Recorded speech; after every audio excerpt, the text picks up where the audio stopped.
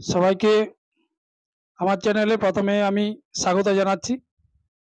সেই সঙ্গে আজকে আমাদের যে আলোচনার বিষয় রবীন্দ্রনাথের গোরা উপন্যাস, এই বিষয়টা নিয়ে আজকে আলোচনা করব। আজকে আলোচনার আগে বা বিষয়বস্তু জানার আগে বা গোরা উপন্যাসের গুরুত্ব জানার আগে কিছু শর্ট কোশ্চেন আমাদের জানতে হবে। এই উপন্যাস থেকে কি কি শর্ট কোশ্চেন করতে হবে, ঠিক আছে? এই এখানে আজকের পর্ব, গতকাল অষ্টম পর্ব ছিল, আজকে নবম পর্ব। এখানে প্রথম যে কোশ্চেন লিখেছি, গোরা উপন্যাসটি 1907 খ্রিস্টাব্দ থেকে 1909 প্রবাসী পত্রিকায় ধারাবাহিকভাবে প্রকাশিত হয়। এই পত্রিকাটা ধারাবাহিকভাবে পুস্তকের আকারে বের করার আগে 1907 থেকে 1909 এই 2 বছর ধরে প্রবাসী পত্রিকায় প্রকাশিত করা হয়েছিল। এরপরে 1910 খ্রিস্টাব্দে পুস্তক আকারে প্রকাশিত হয়, বই আকারে প্রকাশিত হয়েছিল। গোরা উপন্যাসটি বঙ্গভঙ্গ ও স্বদেশী আন্দোলনের প্রেক্ষাপটে রচিত হয়। যে প্রেক্ষাপটে এই উপন্যাসটা লেখা হয়েছিল সেটা হচ্ছে যে 1905 সালে যে লর্ড কার্জন বাংলাকে ভেঙে দুটুকরো করেছিলেন বা বঙ্গভঙ্গ কার্যকর করেছিলেন, সেই ঘটনার প্রেক্ষাপটেই এই উপন্যাসটা রবীন্দ্রনাথ ঠাকুর লিখেছিলেন। গোরা উপন্যাসের প্রধান চরিত্র হলো গোরা। এখানে অনেক ধরনের চরিত্র আছে, তার মধ্যে প্রধান চরিত্র হচ্ছে গোরা। তার আসল নাম গৌরমোহন। পয়েন্টটা লিখেছি, আয়ারল্যান্ডের মানুষ। গোরা তার বাবা মার সূত্র ধরে যে দেশের মানুষ ছিলেন সেটা হচ্ছে যে আয়ারল্যান্ডের মানুষ, তাদেরকে আইরিশ বলা হয়।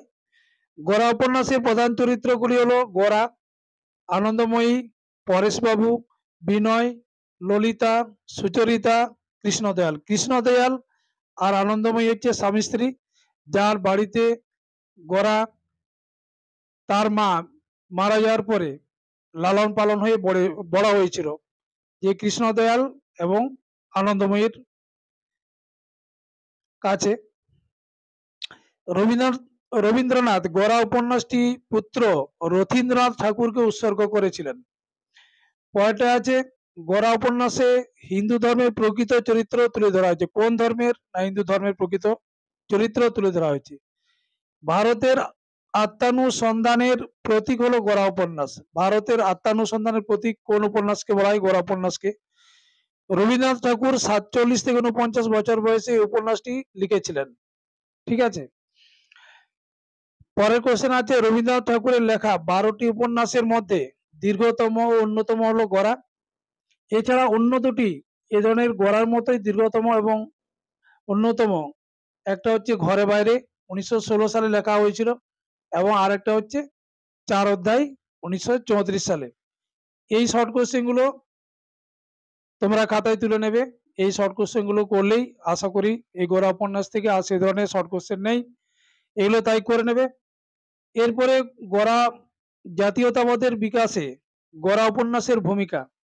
ভারতীয়দের মধ্যে জাতীয়তাবোধ গড়ে ওঠার ক্ষেত্রে গোরা উপন্যাসের ভূমিকা কি ছিল?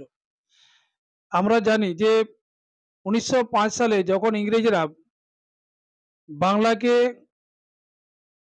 দুভাগে বিভক্ত করেছিলেন, বঙ্গভঙ্গ কার্যকর করেছিলেন, তখন তারা মূলত ধর্মকে হাতিয়ার করে এই বাংলার মানুষের মধ্যে বিভেদ তৈরি করেছিল, এবং এইভাবেই তারা বাংলাটাকে ভেঙে দুটুকরো করতে পেরেছিল। মূলত হিন্দু এবং মুসলমান এই দুটো ধর্মের মানুষের মধ্যে বিভেদ তারা তৈরি করেছিল। এই জন্য বলছিলাম যে ধর্মকেই তারা হাতিয়ার করেছিল। সেই জন্য রবীন্দ্রনাথ ঠাকুরও ধর্মকে হাতিয়ার করে, মানে ধর্মের এখানে প্রতীক হিসাবে গোরাকে এখানে দেখিয়েছেন ধর্মের প্রতীক হিসাবে। কিভাবে? না, গোরা সে তো আয়ারল্যান্ডের মানুষ ছিল, ভারতের কেউ ছিল না, কিন্তু তার মা তার জন্মাবার পরে যখন মারা যায় তখন এক ব্রাহ্মণ পরিবারে মানে লালন পালন হয়ে বড় হয়। যতদিন সে নিজের পরিচয় জানতো না ততদিন এই হিন্দু ধর্মের মানে সম্প্রসারণ, হিন্দু ধর্মের শ্রেষ্ঠত্ব প্রচারে নিজেকে নিয়োজিত করেছিলেন এবং সেটা খুব গোঁড়ামির সহকারে। কখনো কখনো তিনি খ্রিস্টান মিশনারিদের সঙ্গেও হিন্দু ধর্মের শ্রেষ্ঠত্ব নিয়েও তিনি চ্যালেঞ্জ করতেন। এইভাবে তিনি হিন্দু ধর্মের একনিষ্ঠ প্রচারক হিসাবে তিনি নিজেকে নিয়োজিত করেছিলেন। কিন্তু যখন সে জানতে পারে যে সে ভারতের কেউ নয়, সে আয়ারল্যান্ডের মানুষ, তখন কিন্তু তার সে নিজের জায়গা থেকে সরে এসেছিল। এসে সে কি করেছিল না, সব ধর্মের প্রতি সে আকৃষ্ট হয়েছিল। সে বলেছিল আমি ভারতীয়, আমার কাছে হিন্দু মুসলমান খ্রিস্টান সবাই এক, আমার কাছে একটাই ধর্ম, মানব ধর্ম। এইভাবে রবীন্দ্রনাথ এই যে বঙ্গভঙ্গের যে প্রতিবাদ, ধর্মের মাধ্যমে, ধর্মকেই হাতিয়ার করেই তিনিও প্রতিবাদ করেছিলেন এবং ধর্মের মাধ্যমেই ভারতীয়দের মধ্যে জাতীয়তাবোধ গড়ে তুলতে সক্ষম হয়েছিলেন। মানে ধর্মকে এখানে আর সেই সংকীর্ণ গণ্ডির মধ্যে রাখা হয়নি, ধর্মকে মানব ধর্মে পরিণত করা হয়েছিল। মানে মানুষের একটাই ধর্ম, এখানে কে কে হিন্দু, কে খ্রিস্টান, কে মুসলমান, এখানেও সেটা নয়, একটাই ধর্ম মানুষের, সেটা হচ্ছে মানব ধর্ম। এই মানব ধর্মর হাত ধরেই রবীন্দ্রনাথ ভারতীয়দের মধ্যে জাতীয়তাবোধ গড়ে তোলার মাধ্যমে ইংরেজদের বিরোধিতা করেছিল।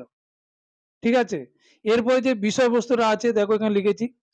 1857 খ্রিস্টাব্দে মহাবিদ্রোহ এক আইরিশ যুবক মারা যাওয়ায় তার সন্তান সম্ভবা স্ত্রী এক ব্রাহ্মণ পরিবারে আশ্রয় গ্রহণ করে, কিন্তু সন্তান প্রসবকালে মহিলাটি মারা যায়। তখন নিঃসন্তান দম্পতি কৃষ্ণদয়াল ও আনন্দময়ী তাকে অর্থাৎ গোরাকে লালন পালন করে বড় করে। গোরার পরিচয় গোপন ছিল বলে সে নিজেকে ব্রাহ্মণ সন্তান পরিচয় দিয়ে হিন্দু ধর্মের মাহাত্ম্য ও শ্রেষ্ঠত্ব প্রচারে নিজেকে নিয়োজিত করে। কিন্তু নিজের পরিচয় জানার পর সমস্ত ধর্মের প্রতি আকৃষ্ট হয় এবং ধর্মকে মানব ধর্ম হিসাবে প্রতিষ্ঠিত করার উদ্যোগ গ্রহণ করে এবং বলেন আমি ভারতীয়, আমার কাছে হিন্দু বা মুসলমান বা খ্রিস্টান সম্প্রদায়ের মধ্যে কোনো বিভেদ নেই, আজ ভারতের বর্ণই আমার বর্ণ। মানে এখানে যে তার মধ্যে যে অহংকার ছিল, সে অহংকার থেকে সে সরে এসেছিল নিজের বংশ পরিচয় জানার পরে। তখন বলেছিলেন আমার ধর্ম হচ্ছে মানব ধর্ম, ভারতবাসী আমার ভাই। এইভাবে ভারতের, মানে রবীন্দ্রনাথ যেটা বলতে চেয়েছেন, এইভাবে ভারতের মানুষকে এক ধর্মের গেঁথে ইংরেজদের বিরোধিতা করতে চেয়েছিলেন, যে সবার একটাই ধর্ম, মানব ধর্ম। এরপরে যে প্রকৃষ্ট ভারতের রূপ পরে যেটা করেছি, গোরা উপলব্ধি করেছিল পল্লী গ্রামের সমাজের মানুষের মধ্যে শহরের শিক্ষিত সমাজের চেয়ে বন্ধন শক্ত হলেও প্রয়োজনে একে অপরকে সাহায্য করে না। গ্রামের মানুষের মধ্যে বন্ধন অনেক বেশি, কিন্তু প্রয়োজনে সাহায্য করে না, প্রয়োজনে তখন কিন্তু তাদের মধ্যে অনেক বিভেদ তৈরি হয়, বিভেদ তৈরি করে, উল্টে বিভাজন সৃষ্টি করে। তাই সমাজের বিরোধিতা করে জাতীয়তাবোধ গড়ে তোলেন। উদাহরণ হিসাবে নিজেকে তুলে ধরে, মানে এখানে গোরা নিজেকে তুলে ধরে, উদাহরণ হিসাবে তুলে ধরে জাতীয়তাবোধ গড়ে তোলেন। পরে আছে মানব ধর্মের প্রতি গুরুত্ব। ব্রাহ্মণ ধর্মের অনুরাগী গোরা খ্রিস্টান মিশনারিদেরও আক্রমণ করতে ছাড়েননি। মানে সে নিজেকে যে হিন্দু ধর্মের একনিষ্ঠ হিসাবে প্রথমে যে ভাবতো, সেই জায়গা থেকে তিনি খ্রিস্টান মিশনারিদের সঙ্গেও তিনি চ্যালেঞ্জ করতেন। নিজের পরিচয় জানার পর পারলৌকিক ধর্মের পরিবর্তে মানব ধর্মের উপর গুরুত্ব আরোপ করেন। এইভাবে ভারতীয় জাতীয়তাবাদকে ধর্ম নিরপেক্ষতায় উন্নীত করেন। পরে যে সাম্প্রদায়িক মনোভাবের বিকাশ, দেশপ্রেম ও জাতীয়তাবাদ জাতপাতের গণ্ডিতে আবদ্ধ থাকতে পারে না। অসাম্প্রদায়িকতার আবহে জাতীয়তাবাদের বীজ লুকিয়ে থাকে, তাই এই উপন্যাসে ব্যক্ত হয়েছে। অসাম্প্রদায়িক মানে এখানে হিন্দু মুসলমান বিভিন্ন ধর্মের মানুষের বসবাস, তাদের কে এক করে ইংরেজ বিরোধিতা কথা রবীন্দ্রনাথ এখানে বলেছিলেন, যেটাকে যার জন্য এখানে গড়াকে একটা ধর্মীয় প্রতীক হিসাবেই ব্যবহার করা হয়েছে। পরে আছে স্বদেশী আদর্শ প্রচার।